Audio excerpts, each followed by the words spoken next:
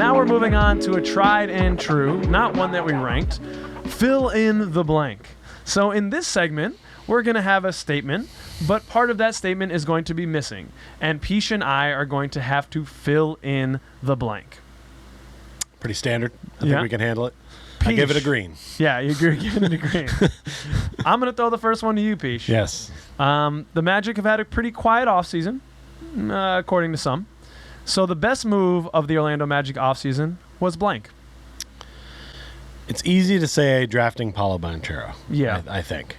Yep. I would agree with that. And that might actually be the best move. Yeah. But I'm going to go with the lack of moves.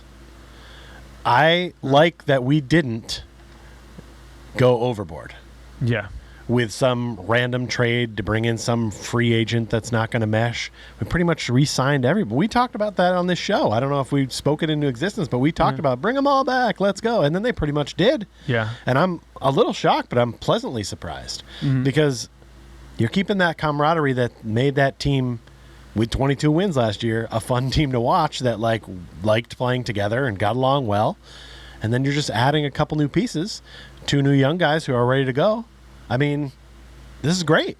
A lot of teams overreact in an offseason, and they're desperate, and they're making weird trades, and we didn't do that. And I think that's super, super important. So long run, as great as Paolo is going to be, I think the best move might be that we didn't overreact or do anything wacky.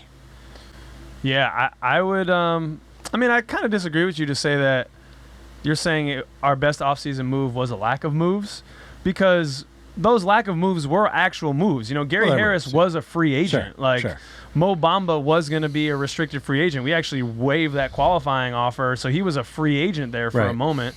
Bol was a free agent. So, those were moves that were made that very well could have gone another way. Like, Gary Harris could have signed with another team. Mo Bamba could have signed with another team. Same thing with Bol, you know, so... I guess I should have said running it back then. Yeah, our best move was running it back. I'm with you on that. I think that the best move of the Magic offseason was keeping flexibility. Yes, I'll say exactly, because with that goes along right with what you said. But I'll talk more a little bit just about the contract stuff. We're hearing now that Gary Harris is 2 years, $26 million, but the second year is not guaranteed.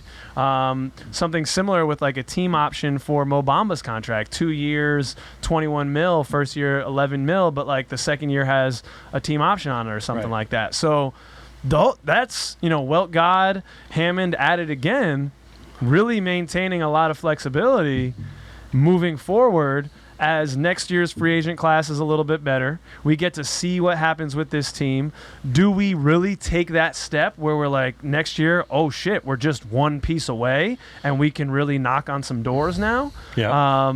And then we can make that move. Right. Or are we all right, we need a little bit more time for these guys to mature, and so we are going to have to extend a bunch of players and things like that, but we still have the room to do that.